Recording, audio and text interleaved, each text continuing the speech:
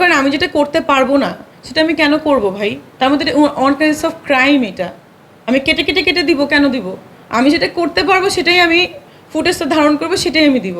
ও কেটে কেটে দিয়ে আবার বলে আমাকে চেনেই না। ও কেন কেটে দিছে জানেন? কারণ হচ্ছে যে স্ট্যান্ডটা তৈরি করবে যে আমাকে চেনেই না, এটা বলবে।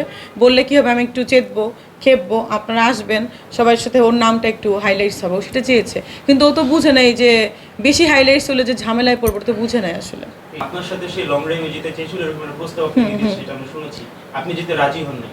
না, আমি সেটা বলি নাই। আমি বলেছি যে সে আমাকে যখন এমন একটা ভাব দেখালো যে চেনেই না বললো, তখন মানে এটা কেন বললো? কারণ কয়দিন আগেই নিকেতনে একটা কি বলে এটাকে, নিকেতনে একটা হাউস আছে, তার কিছু জিনিস এডিটিং হচ্ছে ওয়েব সিরিজে। তা আমাকে বলছে তুমি ওয়েব সিরিজ করো, চলো আমরা একসাথে প্রডিউস করি। আমি এখন কোনো প্রডিউস করবো না, বলে তাহলে চলো তুমি আর আমি একটা অ্যাক্টিং করি। আচ্ছা ফাইন। তখন আমাকে বলছে চলো তাহলে আমরা ইয়ে করি, রাত হচ্ছে চলো লং ড্রাইভে যাই। আমি লং ড্রাইভে যাই না, বলে চলো তাহলে ঘুরে আসি, কোথাও খাই।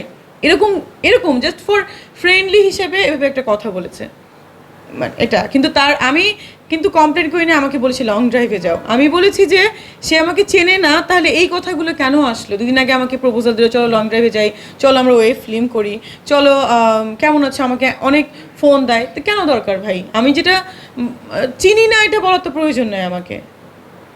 উনি যে আপনাকে যে প্রপোজালগুলো দিচ্ছে যে ঘুরতে যাওয়া বা একসাথে যা কফি খাওয়ার বিষয়টা, এগুলোতে আপনি যখন রাজি হচ্ছেন না, সেই কারণগুলোতে কি আপনাকে চিনে না বা আপনার সম্পর্কে? হ্যাঁ, হতে পারে, হতে পারে, হতে পারে, হতে পারে। It could be happen. আমি তো চাই সবাই বয়কট করুক, আমি চেয়েছি যে সবাই বয়কট করুক, সবাই তো বয়কট করছে না।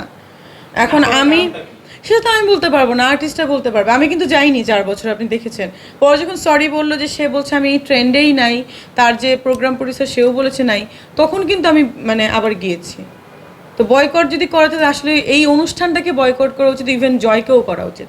আরেকটা কথা একটু আমি ব্যক্তিগত কৌতূহল থেকে জানতে চাই, সেটা হচ্ছে যে উনি যে টেলিভিশন চ্যানেলের নামটা না বলি যেখানে অনুষ্ঠানটি তিনি করেন, সেটাই যদি কোনো কিছু থাকে সেটা দায়ভার তো টেলিভিশন কর্তৃপক্ষ নেবেন বা আপনি তাদের সাথে কথা বলতে পারেন। কিন্তু অফ স্ক্রিনে প্রায় সময় দেখি যে আপনারা তাদের সাথে ব্যক্তিগত বসে বসে কথা বলেন, মজা আলাপ করেন, এগুলো কেন করতে যান? এখানে তো সব ঝামেলাগুলো হয়। এই যে আপনি বললেন অফ স্ক্রিনে আপনাকে, আপনি অফ স্ক্রিনটা নিলেন কেন? অফ স্ক্রিন না, তো অন স্ক্রিনই ছিল। সে টোটালি একটা প্রোগ্রাম করতেছে, করার মধ্যে এটা করছে। এটা প্রোগ্রামের সিকোয়েন্সই ছিল, সিকোয়েন্সই যে আমি হট সিটে বসবো, তুমি আমাকে প্রশ্ন করো, এখন তুমি উপস্থাপক, আমি হচ্ছে তোমার আর্টিস্ট। তো আমি তো হচ্ছে যে শুটিংয়ের ভিতরেই করেছে। আমি কিন্তু এই ভিডিওটা ইচ্ছা করে রেখেছি, কারণ আগে একবার আমাকে অপমান করছে, সেটা কেটে কেটে কেটে সে দিয়েছে।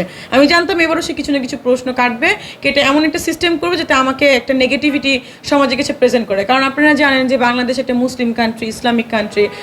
মিডিয়াতে যারা কাজ করে তাদেরকে কিন্তু একটু অন্যভাবে দেখে, মেয়েদেরকে স্পেশালি।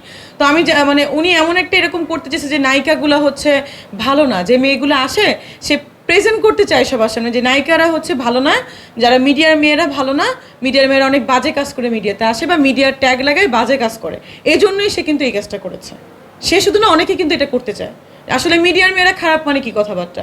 আমি তো মিডিয়াতে আগে এসেছি, হ্যাঁ আমি স্টাডি করতাম, পড়াশোনা করতাম, তারপরে মিডিয়াতে এসেছি, তখন আমি মেডিকেলে পড়তাম। কিন্তু মিডিয়ার মেয়ে খারাপ মানে কেমন কথা? মানে বুঝলাম না।